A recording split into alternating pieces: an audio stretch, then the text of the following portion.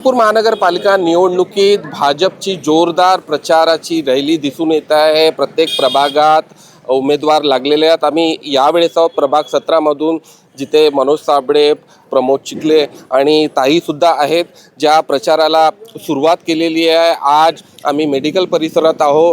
या परिसरापासून जर बघितलं गेलं तर हे उमेदवार प्रचाराला आता जात आहे। सीधी बातचीत करूया। दादा, काय म्हणाल की कसा प्रचार सुरू आहे? काल ज्या पद्धतीने प्रचार झाला, कसं बघता याला? काल आमच्या प्रचाराला आम्ही शुभारंभ केला। 12 सिंगल, काफला बस्ती, तरोडी या सगळ्या भागामध्ये जनतेने आम्हाला दिलेला एकदम उत्स्फूर्त प्रतिसाद हा त्यांच्या चेहऱ्यावरचे हावभाव सांगत होते की यावेळेस मागच्या वेळेसपेक्षासुद्धा आम्हाला भारतीय जनता पक्षाला लोक भरभरून मतं टाकतील। कारण या शासनाने, महाराष्ट्र शासनाने, माननीय नरेंद्र मोदीजींनी, नितीन गडकरी, फडणवीस साहेब आणि या लोकांच्या कामाच्या विकासावर आणि आम्ही तिघही 4 जण आज जे आहोत ते 4ही लोकांनी जनतेत सतत राहून नगरसेवक म्हणून 5 वर्ष आणि नगरसेवक नसताना पावणे 4 वर्ष जनतेला या गोष्टीचा कुठेही भास होऊ दिला नाही की आमच्यासोबत आमचे नगरसेवक नाही।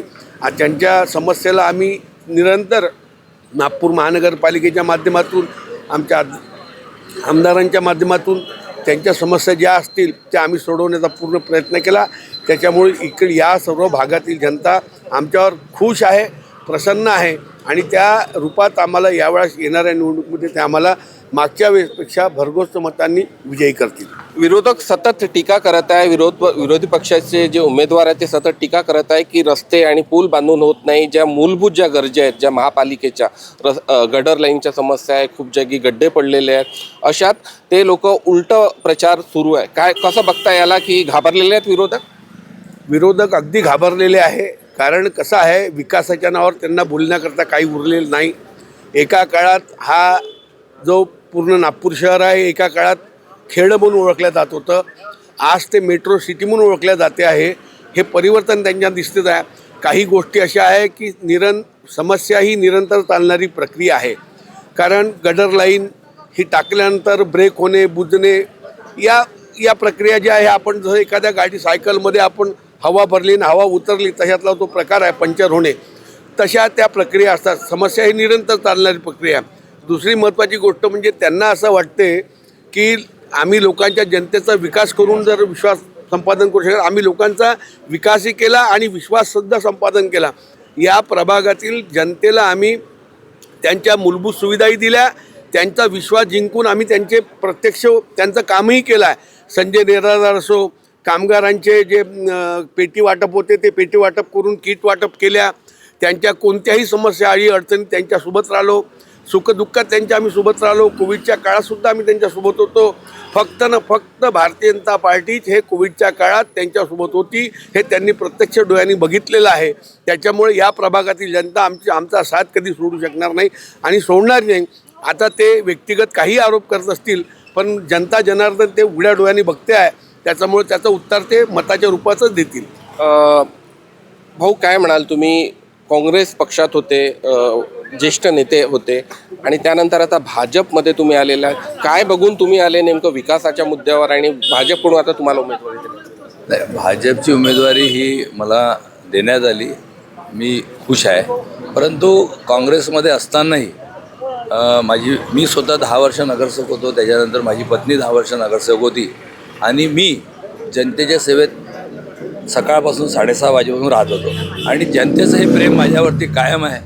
परंतु आमचे जे शहराचे अध्यक्ष होते त्यांना काय वाटत होतं, जसं तुम्ही म्हटलं की मी सिनियर होत चाललो, तर त्यांना होऊ शकतं की मनोज साबळे हा काँग्रेसमध्ये आता 5वी टर्म निवडून येईल आणि त्यांना काही माझ्यापासून धोका वाटत असेल, तर त्याच्यामुळे त्यांनी तिकीट देण्याचं फार टाळाटाळ केली आणि इतकं सक्षम असून ते असे करत असेल एखाद्या सामान्य कार्यकर्ता, मी त्यांना म्हटलं ना की मी गरीब आहे, मी एक सामान्य कार्यकर्ता होतो पार्टीचा, आज नाही आहे।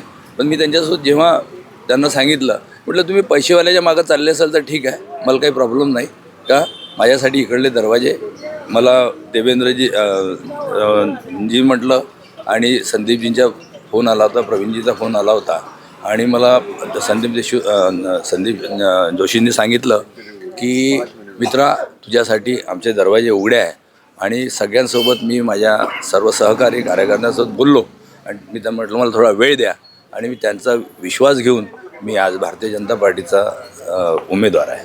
दुप्पट वेगाने आता भाजपसोबत विकास काम कराल असं चित्र झालेलं आहे, लोकांमध्ये चर्चा आहे. जी संधी तुम्हाला मिळाली हे पहा, जनतेला हे माहीत आहे की मनोज साबळे हा काम करणारा कार्यकर्ता आहे, त्याच्यामुळे जनतेचा माझ्यावरती विश्वास आहे. आणि मागच्या वेळेसपेक्षाही माझ्या पत्नीलाही जेवढे होतं मिळाले असेल काँग्रेसमध्ये असताना, आज भारतीय जनता पार्टीत मी त्याच्यापेक्षा दुप्पट होतं घेऊन माझे जे सर्व सहकारी आहे, आम्ही इथून ह्या प्रभाग 17मधून 4ही उमेदवार भारतीय जनता पार्टीचे निवडून येतील. कारण की आज जे उमेदवार आहे काँग्रेसचे, हे आमच्या प्रभागात राहत नाही, ते दुसऱ्या प्रभागात, पण त्यांनी 10 वर्ष कुठेही जनतेसोबत हे नव्हतं. आणि एक मेडिकलचे जे मागचे जे उमेदवार आहे त्यांना मी प्रभागात सगळ्या ठिकाणी घेऊन चाललो आणि ते भारतीय जनता पार्टीत किंवा काँग्रेसमध्ये कोणत्याच पार्टीत नव्हते, ते BSPमध्ये होते. BSPमधून मागच्या जे 2017ची निवडणूक झाली, तेच BSPच्या त्यांची पत्नी BSPवरून त्या लढल्या आणि माझ्या मिसेसच्याच विरोधात लढल्या होत्या. तरी त्याच्यानंतर गिरीश पांडवांनी त्यांना काँग्रेसमध्ये घेतलं, संजय गांधी दिलं. त्याच्यानंतर मी चला भाऊ पार्टी जाऊन त्यांना सर्व सहकार्य करून घेतलं. आज ते माझं जे काम आहे, जनता आजकाल जनतेला चुत्या आपण म्हणजे चुकीची माहिती देऊ शकत नाही, चुत्याही बनवू शकत नाही. कारण की जनता आज हुशार झालेली आहे आणि जनतेला हे माहीत आहे की हे कामं मनोज साबळेने गेल्या सकाळी 6:30 वाजेपासून 5-5 वाजेपर्यंत मेडिकलच्या मागे राहून ज्या समस्या होत्या, एक समस्या आजही माझ्या हाताने ती राहिलेली आहे, ती शिवर लाईनची आहे. कारण की ते नाल्याच्या अंदर तो चेंबर असल्यामुळे ते खूप फार डेंजर काम आहे आणि जीवहानी होऊ शकते. त्याच्यामुळे मी जनतेला सांगितलं की इलेक्शन होऊ द्या, इलेक्शननंतर तो माझा एक चेंबर झाला तर त्या चंद्रमणी नगर, 9 एकर, जोशीवाडी म्हणजे प्रभाग 33च्याही शिवर लाईन तिथे येते, ह्या पूर्ण समस्या पूर्ण निराकरण होऊन जाईल. एकही समस्या राहणार. इलेक्शन झाल्यानंतर पहिलंच काम माझ्या मनात आहे की पहिले ते चंद्रमणी शिवर लाईनचं काम करणं आहे. सविताताई, काय विनंती कराल? जनता मायबाप पर्यंत तुम्ही जाता, संधी तुम्हाला मिळाली आहे भाजपतर्फे, महिला उमेदवारात काय म्हणा? मी तर सगळ्यांचा धन्यवाद करेल की मला यावेळेस संधी दिलेली आहे. याच्या आधी माझे पती करायचे काम की भारतीय जनता पार्टीचे, त्यांना आधी दक्षिण युवा मोर्चामधले ते अध्यक्ष होते, नंतर ते प्रदेशावर झाले. आता मला संधी दिली आहे की सगळ्यांकडं मी काल गेली, सगळ्यांनी आपापली समीक्षा दिली, अर्ज वगैरे दिलेले आहे मला त्यांनी.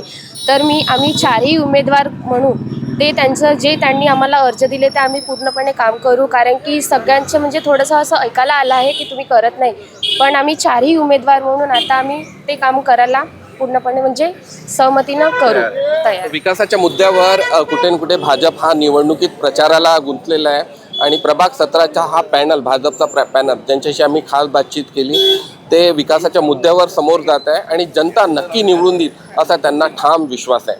नागपूरहून मुकेश शेडो, VKB न्यूजसाठी.